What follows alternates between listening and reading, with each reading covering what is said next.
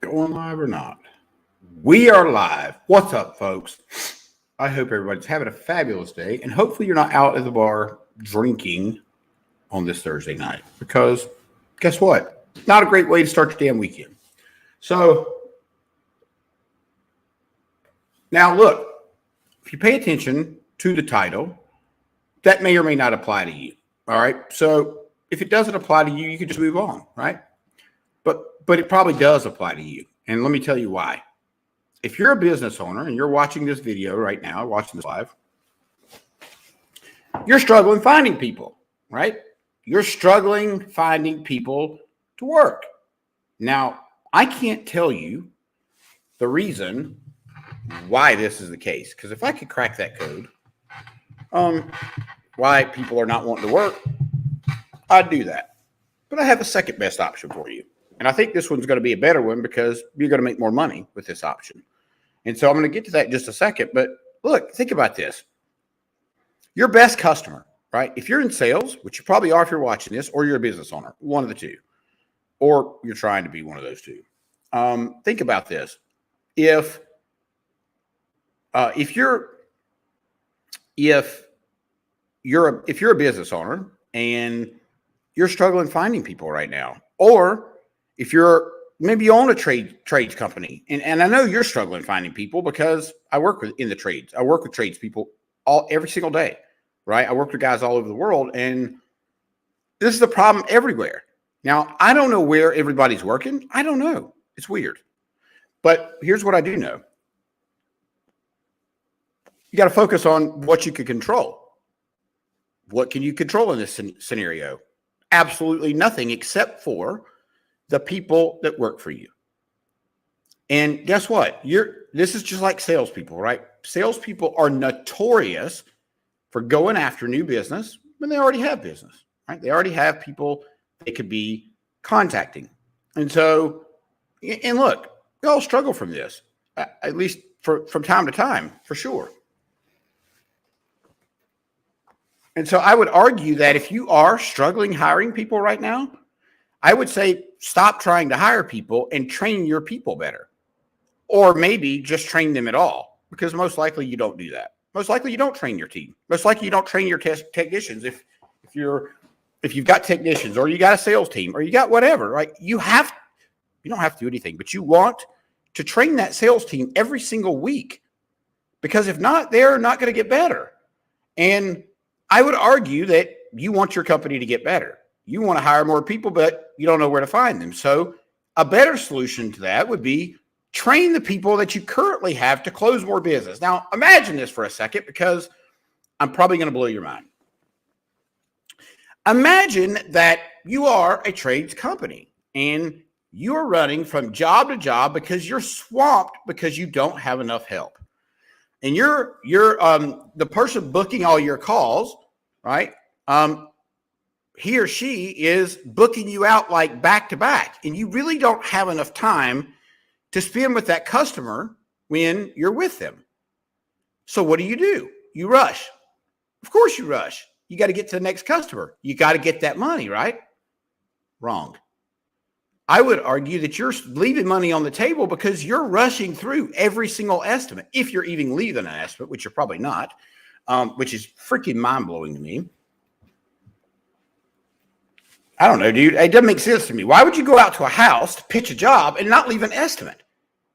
Or why would you go to any company and pitch a job and not leave it? It's like me going on a consulting call and then not sending the proposal. Do you really think that I would do that? Like, I don't know about you, but my business doesn't work that way. People are not knocking down my door, my front door to come talk to me, right? It just doesn't work that way. And so eventually it works that way. And guess what? Like if you are struggling hiring people right now, then maybe you do need to train your people. And guess what? You might be thinking, well, Corey, I could just hire somebody to replace that asswipe that that's not doing a great job. And you might be able to, but you probably won't. And so you're going to get a rude awakening when You go out to try to find some people, or you try to find people to work for you, and there are no people. Because guess what, Jack? All the good people are out. They're taken, and they're paid well, and that's why they're not going anywhere. And I would suggest for you, that's a good strategy. Pay your guys a little bit more if you want to keep them. It's really simple. Like, how much money do you lose if you don't have that individual? Why don't you weigh that out to that $3 more an hour you're going to pay them, right? It is pennies on the dollar compared to what you're going to lose. And I know that, and you know that if you're in the trades. So I thought I'd give you that quick tip. If you're looking to hire new people, look at the current people that you have working for you.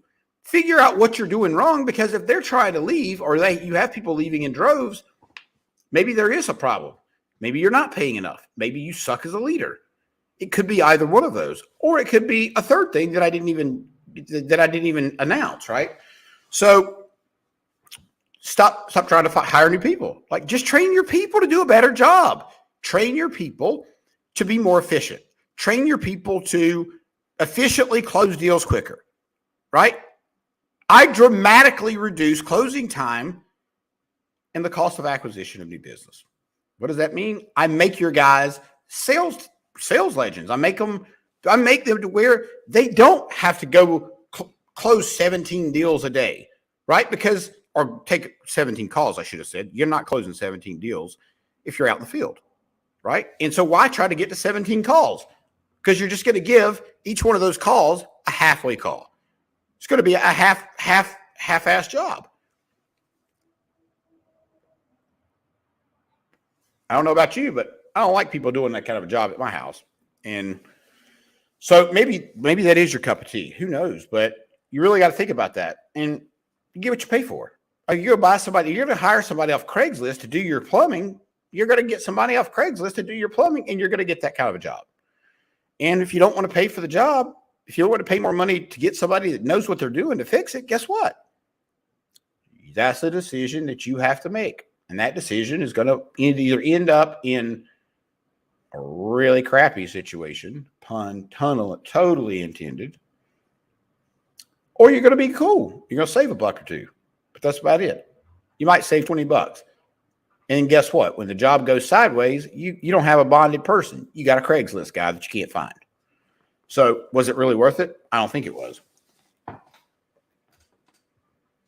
And hell, you may have had good luck with this. I don't know. But there's your value tip for the day. I just thought I'd come in and tell you that, because as obvious as that may be, you may not even be thinking about, how can I improve the current staff that I have?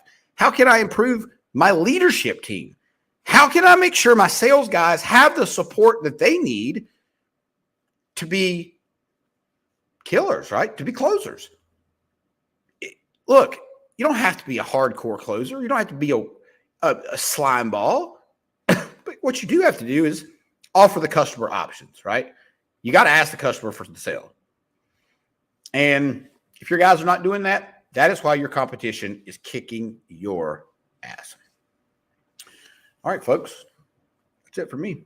Have a good one.